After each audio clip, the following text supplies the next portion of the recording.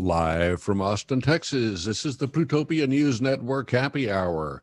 Our guest this evening is our friend Emily Gertz, senior editor at Drill News. The Not Ready for Cable News players are here. Scoop Sweeney, that's me, and our environmentally friendly and biodegradable co-host, John Lebkowsky.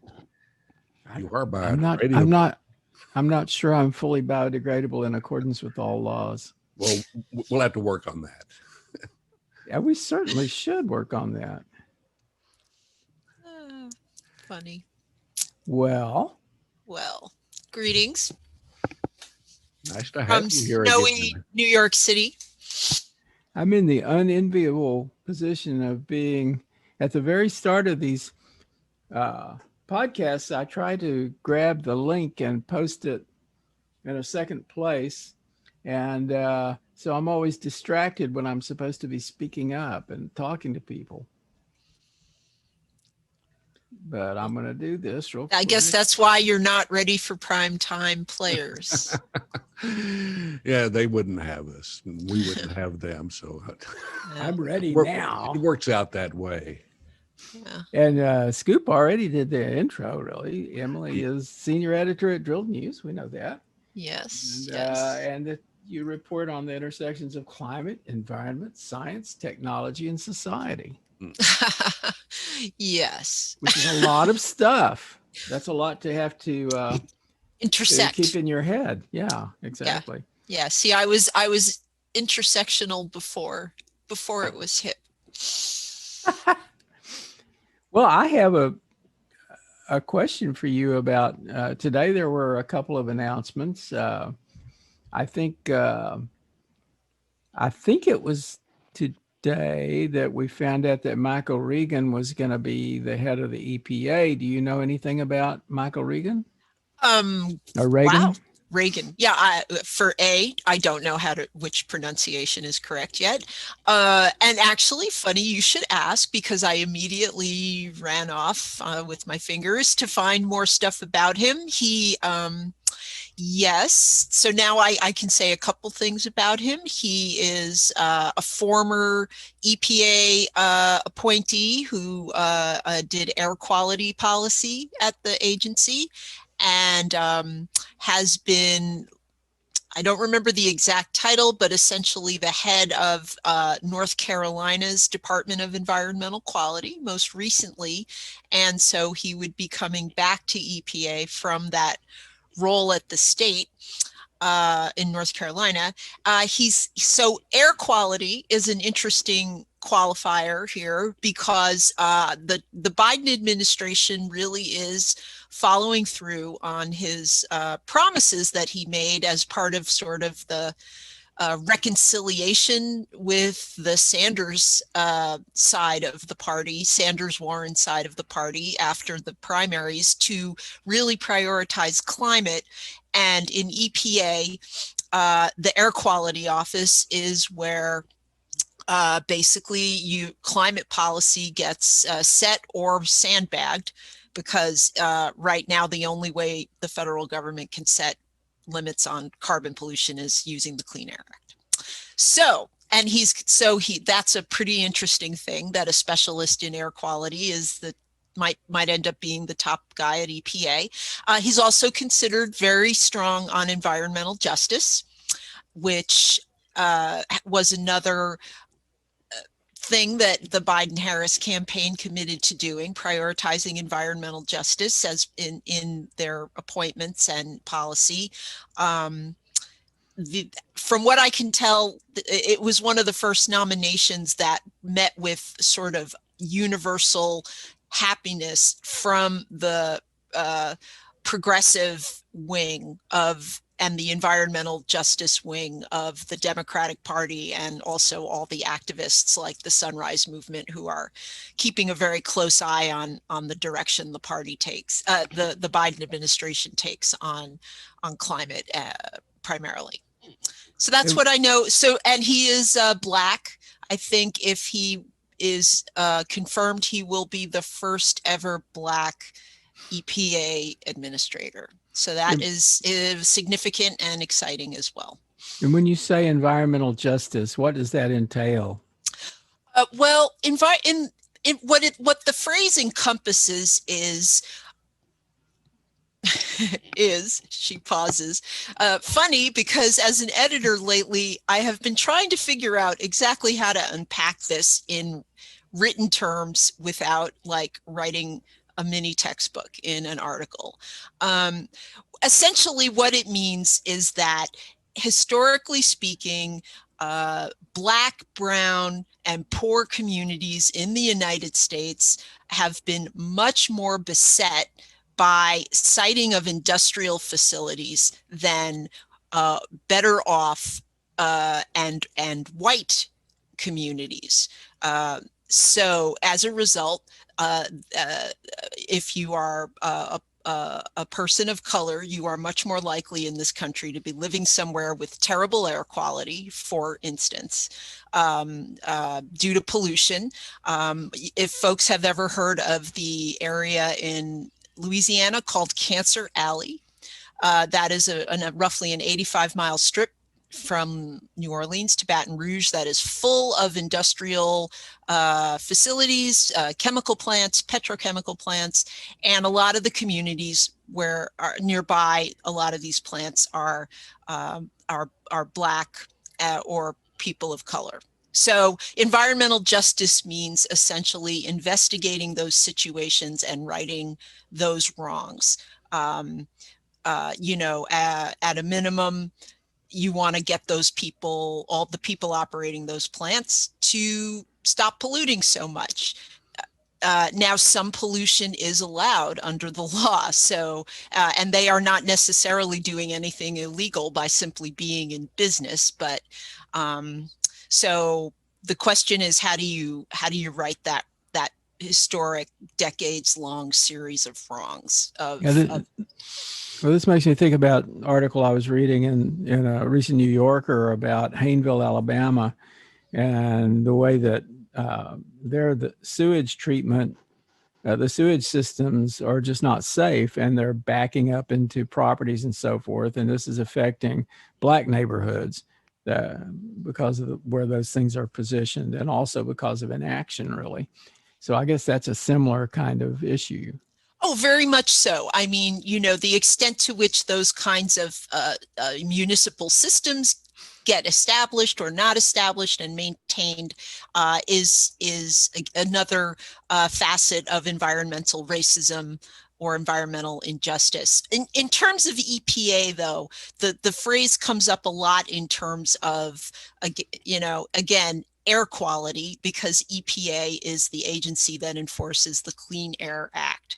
So, and EPA for many years, I don't want to say exactly 20 years, many years ago, an office to deal with specifically this problem was established at EPA. And the Trump administration, one of Trump's first acts in his first year of office, in his budget proposal to Congress, was to basically close that office by zeroing or nearly zeroing out its budget. So EPA's track record over the past 4 years on solving environmental justice, investigating offenses, enforcing air quality laws, period, has been historic low.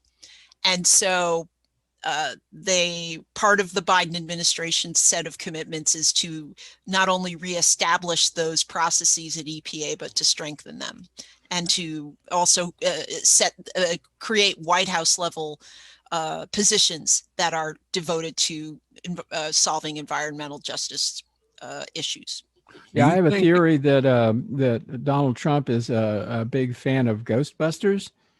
And of course, the EPA was the villain in Ghostbusters, so that this is why he has tried to shut things down there. I'm sorry, Scoop, you were going to say something. Well, I was concerned about the push by the Trump administration in its last days to open up more drilling, or open up drilling in the Alaska National Wildlife Refuge.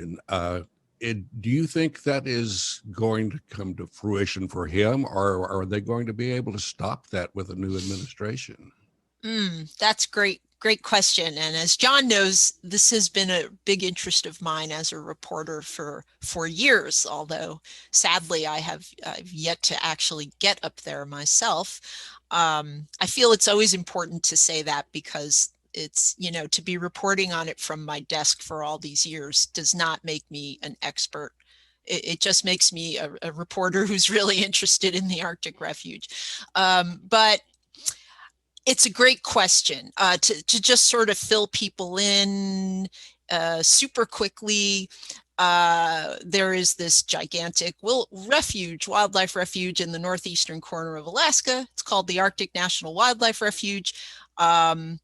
There is one little strip of the refuge right on the coast of the Arctic Ocean that Congress many years ago basically set aside for potential drilling in the future. It was part of a compromise to expand the size of the refuge overall. Many dozens of attempts to actually make that happen went on to fail because Congress had to authorize it. But in 2017, in the GOP's tax bill, there was a provision authorizing exploration and drilling in this area of the Arctic refuge.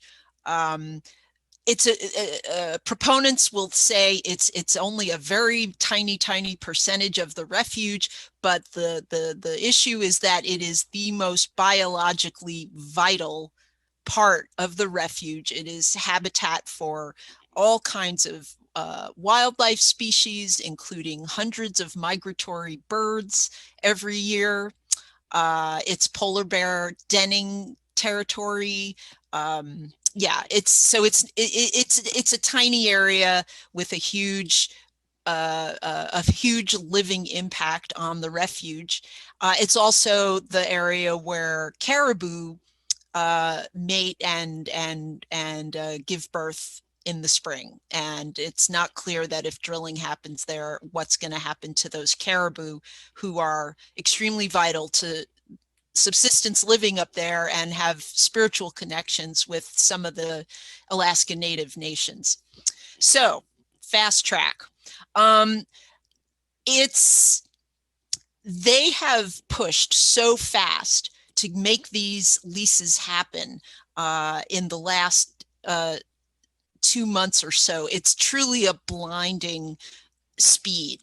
And so the first thing I think is that right there may open up all these actions to litigation. There will be litigation. So let's just say right there, drilling will not commence the day after the leases get sold, which the Trump administration says it will do on January 6th. Once a lease is sold, the federal government's legal ability to void the lease is not very large. And so that's part of why they're trying to pull this off now, because once someone has that lease, it becomes much more legally spaghetti twisty to cancel it or rescind it. So the short answer is I don't know. But the incoming Biden administration, President-elect Biden has said very clearly he's opposed to this. And so, and especially given the attention that is being paid to climate change in all the announced nominations and appointments, I'm hoping, although I'm a reporter, there is no reason to be drilling this refuge. And I don't think there's anything wrong with my saying that it's a scientifically bankrupt idea. It's in terms of wilderness, it's a terrible idea. It would potentially create a lot of jobs for some of the people living in that part of Alaska or people coming in to work the drilling. And that is, of course, one of the big reasons most Alaskans are for it. But it's going to be a nail biter. You pointed out that it's a very small area, but in reality, a lot more is going to be impacted if those leases are allowed to proceed because infrastructure has to be built to get drilling equipment and people and support all these people that would be working in those areas. You'd have to build roads. You'd have to create support for, whatever activity is going on there. So it's not going to be just that small area that's impacted. It's a very sensitive area all around. Yes, that's exactly right. It's not just a question of like one place with a derrick and a hole in the ground. There would be tons of infrastructure. There would be people coming in and out. It would be an unprecedented amount of human traffic inside that part of the world, frankly. And I want to mention also, although in this part of the United States, the Arctic Refuge tends to get all the mind share among people who are into conservation, there's an area to the west of the refuge that's called the National Petroleum Reserve, Alaska. And although it's called a petroleum reserve, Congress, when Congress created it, it specifically mandated that it be managed very avidly for conservation values. And there's a lot of wilderness in that area as well. And there is a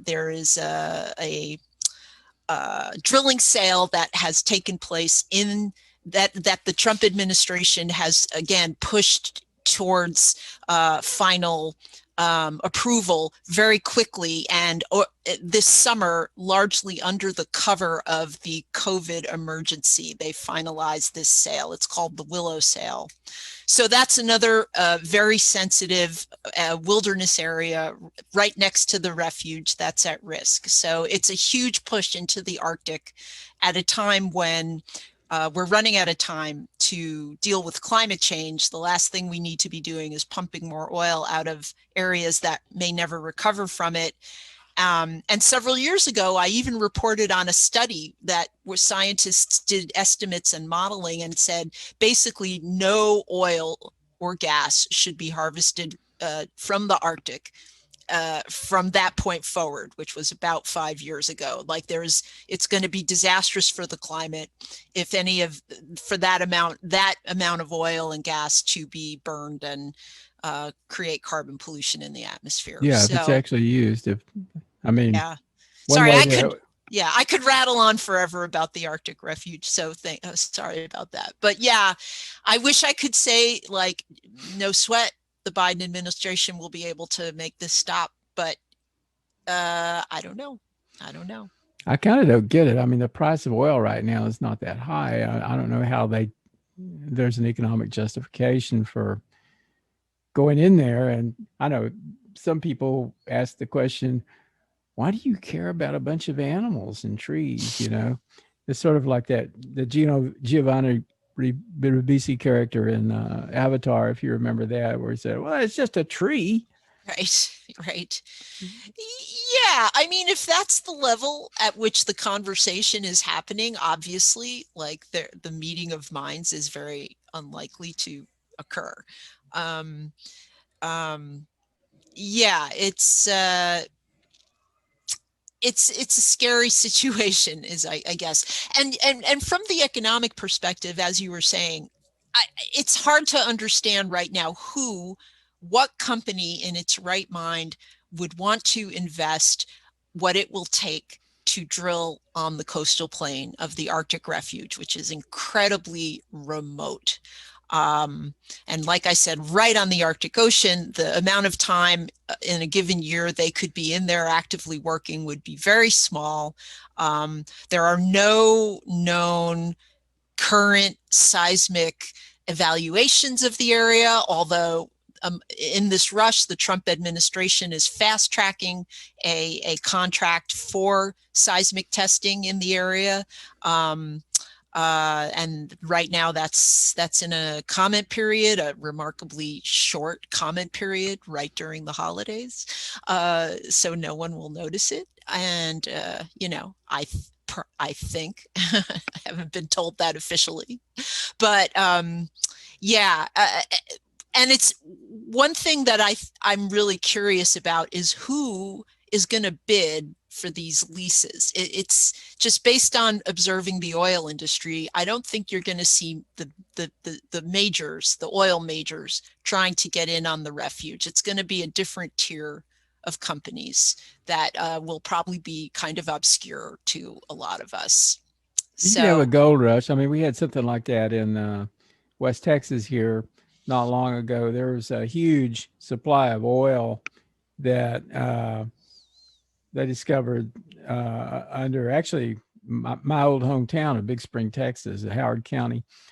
There's a lot of oil down there, but it's really hard to recover and it's expensive to recover. But just knowing that it was there was a lot of excitement, and the cost of mineral rights went through the roof, and there were a lot of people investing heavily there, a lot of money changing hands and so forth. This was kind of before oil had its most recent collapse, price collapse. Wouldn't be worth as much today. But you see that kind of gold rush mentality develop. And if it seems as hard as it is to extract from that part of West Texas, it might be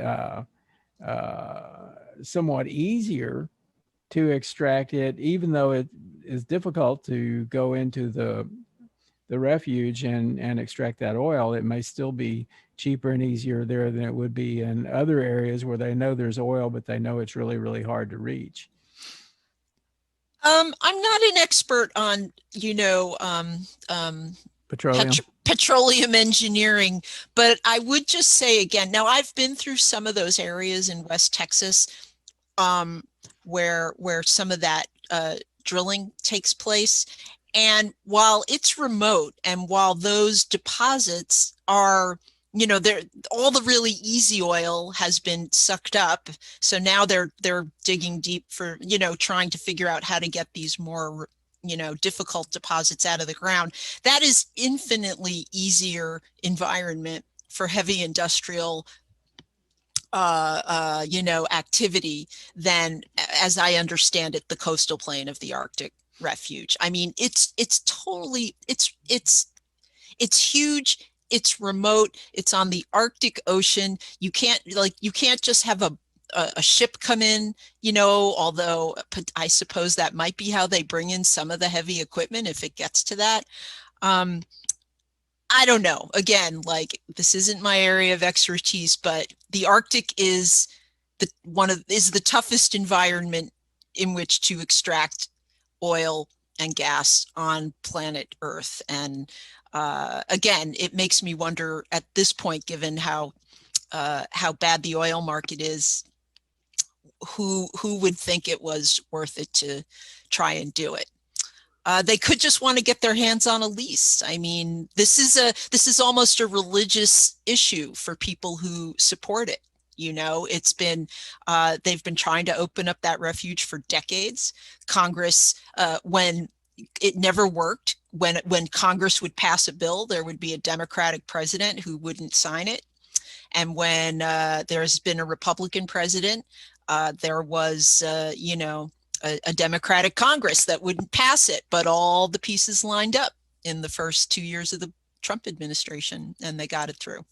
Well, the problem with the oil market, being so depressed, has led to a lot of abandoned wells. Here in Texas, there are 130,000 wells right now that aren't producing. That's out of 440,000, wells in this state, and they have a big problem that they've been trying to address through our so-called railroad commission. Oh, right. Yeah. Hasn't touched a railroad in many years, but they're in charge of oil and gas regulation, supposedly. But they were supposed to address the problem of the abandoned wells, which are wells that haven't been plugged. They're just out there. Companies walked away from them, and they're just they're polluting West Texas. Basically, they wanted to do a program to plug 3,000 wells in a 2-year period, and in that 2-year period, they plugged more than 3,000, but more than 3,000 new wells were abandoned. So what are you seeing in the rest of the country? Is this a Texas problem, or are these companies walking away from wells all over the place with the state of the market? This is again, excepting Alaska, which is a kind of a whole different thing. In the continental U.S., this is an enormous problem in every state where fracking, in particular, has occurred. It's a ticking time bomb environmentally, and it's for the places where those wells are abandoned, and it's a ticking time bomb for the budgets of the states that are now faced with trying to come up with the money to plug those wells properly and try to remediate the land around them back into something, not so beaten down. Huge. It's a crisis. Really, it's a crisis. Well, one of the problems with those wells is a lot of methane is getting out into the environment, not just from abandoned wells, but from the flaring that the producing wells are doing. And I don't hear as much media attention on methane as I do on their pollution sources, but it's a really big deal. And with the melting permafrost in the northern regions, even more methane and other things are being released. Do you think the EPA will pay more attention to methane situations like we have here in Texas, especially? Well, under the Obama administration, the EPA did pay more attention to methane and passed a pretty good rule for, for operators of these, drilling operations in the states to better control the amount of methane they were flaring in particular. And a lot of companies began to lay in the technology that they needed to meet that rule. And then the Trump administration, it is one of the dozens of rules that the Trump administration rolled back or weakened, over the course of the past 4 years. So although broadly speaking, methane has not gotten as much attention as carbon dioxide as a climate heating pollutant.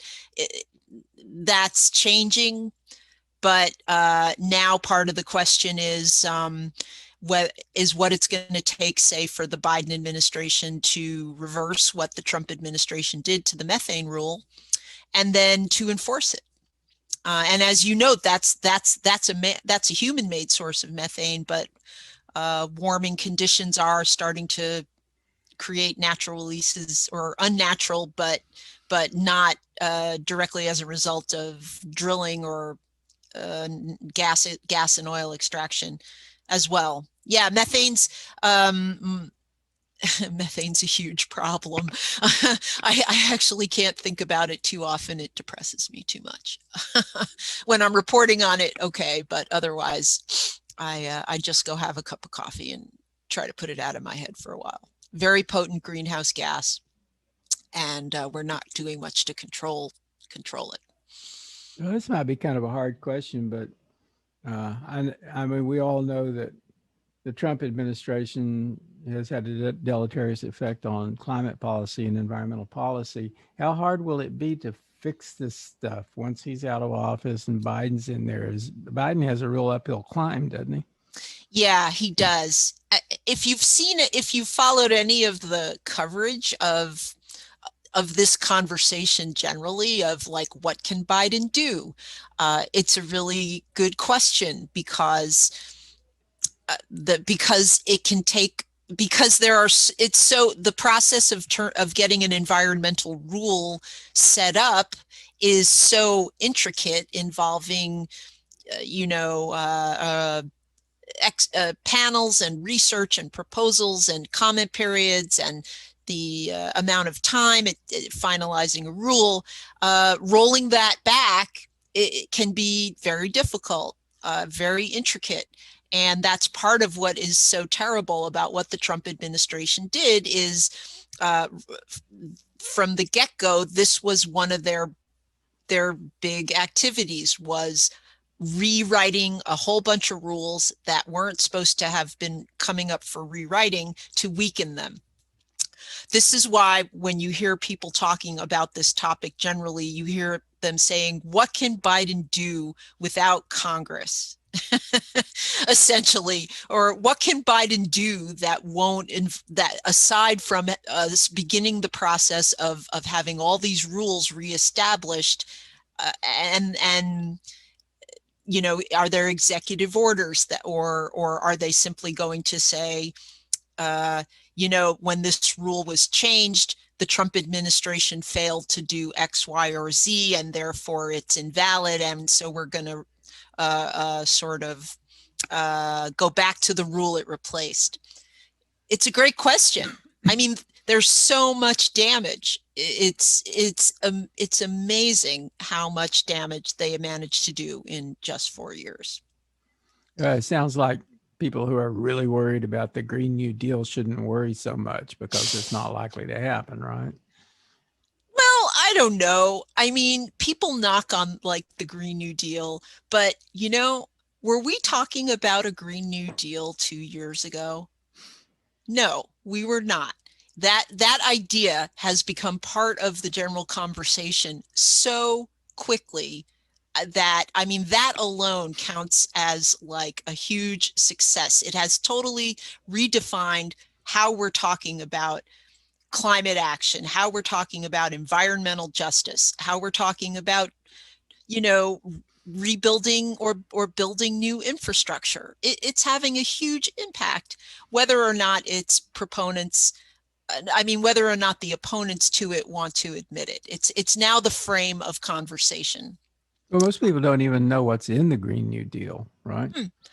I don't know. I mean, I don't I know think what there was most a lot of people know. I personally don't know. I mean, I read, I don't know that I read the thing in its entirety, but I had a sense of what was in it at one time, and I've kind of lost track of that. But what I did feel about it was that it was aspirational, that it was a vision and not a set of policies per se, that it just set a course, and it didn't really get to many specifics about, you know, how we move along that course. Well, that's not so unusual, though. I mean, you know, when Congress considers a proposal, it very seldom has a roadmap in it for how it's going to be put into practice. That is why you have agencies, agencies and civil servants, and a regulatory process. That's what agencies do. I mean, I you know, I don't know the Green New Deal from, you know, from soup to nuts, but I mean, essentially, it's a very ambitious set of goals for rapid decarbonization of the economy, and in the process of doing that, a great deal of job creation in terms of expanding, for instance, clean energy and retiring fossil fuel energy in electricity and transportation, for, you know, across the board. It has a great many provisions in terms of writing. Well, I don't know. Do I want to say it has a great many provisions? No, I don't want to, because I don't know it well enough. But there's a very strong justice component to the ideas as well, and not just the environmental justice angle of, you know, some people being beset with pollution that makes them sick and kills them early, but economic justice as well. So I don't think they introduced it expecting it to get anywhere in Congress at that time, but it's on the table, and we'll see. I don't know that it's Biden is fully down for it, or Kamala Harris. I think it's a bit on the radical side for them, but again, it's now the frame for how they're talking about this stuff in Washington, and I think that's pretty exciting. Yeah, I mean, I think it was pretty radical some people thought it was going to get him in trouble for Biden to say in one of the debates that we need to be out of oil, out of fossil fuels completely by, I think 2050 is the date that he threw out there. But that's actually, that's considered a pretty radical proposition, even though we all know that it's not good enough, right? I mean, we who have been thinking about climate change for a long time know that we're already kind of screwed with climate change and we're not moving fast enough to deal with it. I think. I mean, I'm expressing that opinion. Do you agree with me? Well, what's really struck me about that particular little, sort of moment of furor in the political conversation during the campaign was what Biden said there was far from radical. I mean, this is basically what is written into the Paris Climate Agreement. It's not radical in the least from any perspective except the one where you are sort of professionally on the side of making all that stuff happen as late and slow as possible for whatever your particular reasons are. You want to make a little more money on fossil fuels. You want to help those people. You want those people to contribute to your campaign. You just have a philosophical opinion that people have a right to extract oil and gas from the earth as much as possible, no matter what else happens. It's not. I mean, yes, people are going to say it's radical because in America we don't talk about it in those terms enough. But it isn't radical if what we want is to not have a runaway climate crisis.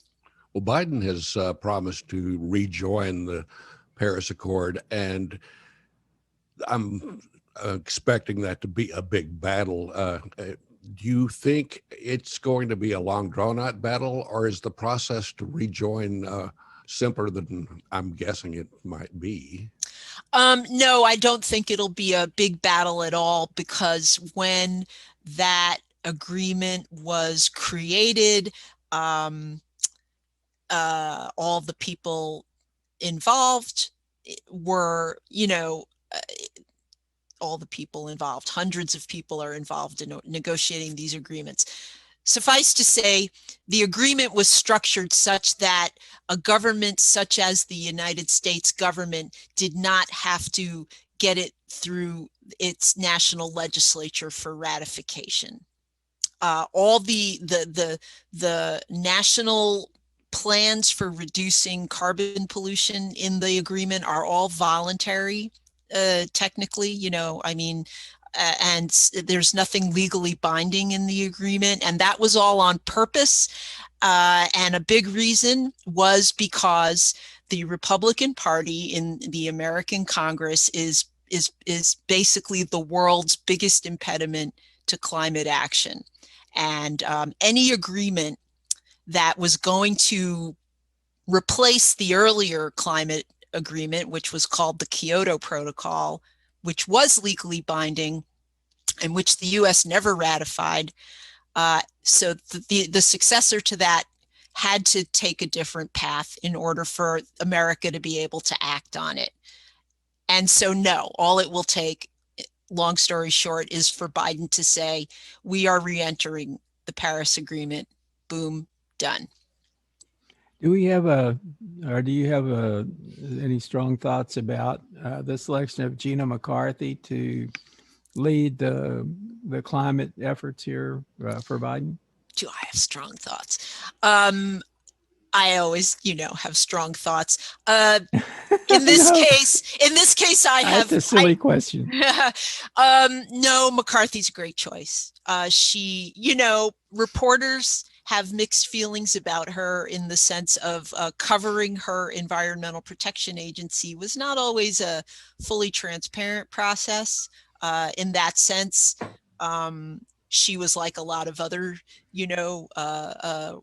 people, high up political people in Washington and how they run their agencies. But from a policy, so that's my little dig on Gina McCarthy. But from a policy perspective, no, she knows the stakes. She understands the regulatory process and the law and how to run an agency. And although that's not what she'll be doing in this administration, she's a great choice to help make climate action a priority across the federal government, which is, I think, going to be like the major component of what her role is going to be. So what is John Kerry doing that's different from what she's doing? Well, that's interesting. John Kerry's position is a totally new one, in the sense that he's essentially going to be the climate envoy, the United States Special Envoy for Climate. But the big difference is that, one big difference is, of course, that role vanished under the Trump administration. It was an Obama administration role. In the Obama administration, that role was within the State Department, which made sense, and it was good, and therefore had, like, the person in that role had a big part to play in international climate treaty negotiations. Kerry's role is White House Special Envoy for Climate, which is a huge indication of priorities. And not only is it a White House role, so like really basically directly tied in to the office of the president, he's going to be on the National Security Council. And in the sense of climate change being a national security crisis, as well as an environmental and an economic crisis. So what that's going to mean for Kerry's work from day to day, I suspect a lot of it is going to be trying to repair the reputation of the United States internationally in terms of climate diplomacy, and in terms of keeping, elevating and keeping climate related activities as a priority in national security decision making. This is kind of my conjecture, but you don't really appoint someone like Kerry to sit around and twiddle his thumbs. He's super respected around the world for his role in the State Department. He was Secretary of State, Obama's second Secretary of State. He was very important in the Paris climate talks. And that was actually, for my part, of a really exciting announcement, and coming so soon after Biden won the election. Also, it was a very clear signal, I should think, to the rest of the world that that Biden wants to repair those damaged diplomatic relations. Yeah, I guess one question is, so Biden is, in a sense, arming himself for bear here. He's really setting a high priority for climate, but he may not have the Senate on his side. And that part may be a struggle. And also the Trumpists and the Republicans aren't going to go away. There's actually some suggestion, I don't know how serious this is, but apparently Trump has considered setting up a shadow government and continuing to characterize himself as president and kind of do something from Mar-a-Lago that's kind of like pretending to be president, even though he can't really do anything. And that means that he's going to be nipping at Biden's heels. And of course, Trump totally doesn't get the climate issue or climate crisis and is a denier and so forth. And a lot of these people around him are like that. And there's a bunch of people in Congress that would more readily answer to him than anybody else. And maybe in the Senate too, I don't know. So it sounds to me like this is going to be, I mean, we've talked about how there's kind of a civil war going on. It's a Cold War, but it's kind of a civil war. And I think climate's going to be kind of right in the middle of that. Yeah, I hadn't heard this. I mean, what you're saying doesn't surprise me. I hadn't heard it being discussed in quite those terms. I mean, from what I understand right now, whether Trump can even actually take up residence at Mar-a-Lago is currently an open question, because apparently he signed some covenant when he bought the place that he would not live there permanently. And now the people of Palm Springs are trying to hold him to that. So we'll see whether that ends up being his seat of disruption. Well, there's rumors that he's going to refuse to vacate the White House. So maybe he'll just be kind of like hiding in the basement, or more likely the kitchen. Yeah. And yeah. I don't know. Yeah, I don't know either. I mean, like, is that serious, or is that just some bullshit that, they float these sort of anonymous sources float to well-sourced national reporters to drive a news cycle? I don't know. I don't know. But you asked a lot of, you had a sort of set of questions there. Climate. Yeah. Well, I mean, part of my thought and my concern is that we talk about a climate crisis because those of us who've been studying and thinking about it for a lot of years, and I don't know it the way that you do, but I've certainly been aware of this problem for a long time, all the way back to plenty. Yeah, I mean, I go back to the Viridian design movement. I mean, Bruce Sterling is the person who first got me thinking about climate, and that was back in the 90s. But it's like critical. Something has to happen now. We're actually in deep shit with climate right now. And I sense that there's going to be continual obstruction, and that it's going to be very hard to move as quickly as we need to in addressing the problem of climate, given that we may already be past the point where we can actually do any like true mitigation. It might have to just be adaptation, right?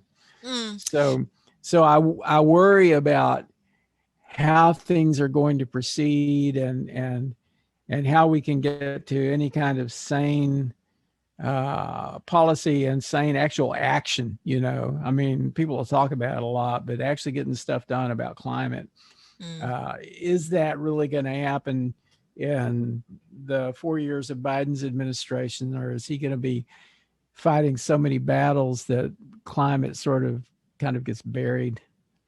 I don't think climate's going to get buried in the Biden administration. And again, you can see with this run of appointments of who he's tapping, who's agreeing to work for him, and where they're going to be stationed in the administration, that climate is not going to be backburnered under Biden. If you start to look at even some of the agencies that we haven't discussed, the people who are being nominated, from what I've noticed, are people who are coming in with some sort of track record of getting it on climate. So, first of all, again, I think it's given that if the Republicans retain control of the Senate, the chances of legislation coming through Congress that will deal with climate effectively is small. You've got this small group of Republicans in the Senate who, if the Senate, who are basically going to be big power players no matter which way the Senate goes in January with the Georgia election, because they are what's left of the moderate wing of the Republican Party in the Senate. People like Lisa Murkowski and Susan Collins and Mitt Romney. I wouldn't say any of those people have distinguished themselves on climate policy. However, Murkowski, the reason the Arctic Refuge is opening up for drilling at the time that Congress tacked that on, the Senate, tacked that on to that tax bill, it was kind of widely perceived at the time as Murkowski's quid pro quo for going along with that bill. I don't independently know that that's true, but that's how it was being seen at the time. This is why people talk a lot about what can Biden do with executive orders. I think there's but setting aside like what can Biden do, like the whole Trump phenomenon, Trump's control over such a huge number of people in the country, and the party, the Republican Party, has basically kiboshed any chance that the party could reform on climate, and to whatever extent that might have been possible before Trump. And I think it's also just, the extent to which people are now living in a delusional fantasy land about what is actually reality is going to affect how fast we can continue to get stuff done on climate in this country, because a part of that fantasy land is that climate change is a hoax, and, the election was rigged, QAnon is real and climate change was a hoax, right? The millions and millions of people now feel more justified than ever in that belief. And that's a huge problem when you're the second largest carbon polluter in the world. So, and the richest nation with the biggest economy. I mean, look at how the pandemic response has gone. Basically, Trump left it up to the states, and we can see what a patchwork that has been, and how it has affected the rate of the pandemic, and how well your particular part of the country did or didn't respond to the onslaught of the pandemic. And even if, like, you're, for instance, like here in New York, where we were just hit super fast, that and then in the wake of that, our state and local governments have by and large been extremely active and vigilant, and we're still in a second wave here now. So like, that's kind of the situation we're in. That's like that's like a petri dish sort of like crash course in what's happened with climate. The states have generally led more on climate action than the federal government here. And better than not, it's better that that's happening than it isn't, but not every state is doing that to the same level. Some states aren't doing anything at all. Some states have more money than other states, and it's two piecework. And as much as is happening in the states, that's great. Like in New York here, for instance, we essentially have, one of the strongest laws in the country to reduce emissions by, basically in accordance with the Paris goals. There's just so much that can move the needle in this country, and you need top-down federal. I mean, in my opinion, it's got to be a lot of top-down federal action, making mandates and setting up incentives for businesses that's going to allow everyone to get on the same team. And yeah, that hasn't happened. It didn't really happen under Obama for the same reason. Congress wasn't going to go along with him on, the Republican majorities, but also for Obama, who it wasn't a top tier issue for Obama either, So it's more than just the Republicans in that case, but there's certainly an impediment. And I realize it's considered not objective to pin one party or the other, because the Democrats have a lot of their problems too with oil company influence, and not necessarily thinking across the board as fast as and deeply as they ought to be about speeding up decarbonization. But the Republicans are, I mean, I have covered international climate talks, and the Republicans are widely perceived all around the world as like a huge roadblock, you know, for like 2 decades now to the United States stepping up. And that's going to be a problem for people like John Kerry, because what the rest of the world will know is that the Obama era was an aberration, right? The Clinton administration did not ever put the Kyoto Protocol up in Congress for ratification. The Bush administration totally tried to impede international climate action. And then Obama came in, and, you know, for 8 years, you know, sense and science reigned, and then total regression. So you mentioned the yeah. states being a real impediment in getting anything done. Oh, no, I that isn't what I said at all. It's that it's uneven. Some states are doing a lot, some states are doing nothing, and then there's people in between. Yeah, well, I live in one of the impediments. Okay. We have an attorney general that loves to file lawsuits, and I'm just wondering if the climate legislation, climate change, is going to be his new target, because he's quickly running out of reasons to be suing over the elections, and he's very deeply involved in the oil and gas business. Do you think that's going to be the next big battle of state-focused lawsuits? Because, you know, they're always, you know, especially the Republicans, are going on about states' rights. And I'm sure that's going to pop up as soon as someone wants to change, you know, the Trump changes. Well, your Texas AG is under federal investigation, right? So he's got to try and stay out of prison, right? Well, isn't he like bucking for a pardon from Trump? It's kind of obvious that's what he's been doing. Yeah. What's a get out of jail free card? Right, right. Yeah.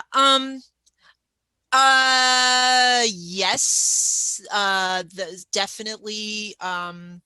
Republican attorneys general have gone to court against, say, it would have to be in this case the Obama administration, over a variety of laws and rules that they tried to put into place. And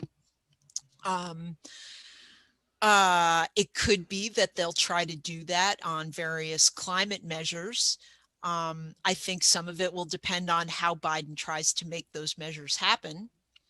One thing the Trump administration never did do, although it was on the agenda, you know, for possible attempt, was they never did undercut the most significant ruling that allows the federal government to potentially regulate climate heating pollution under the Clean Air Act, a Supreme Court decision.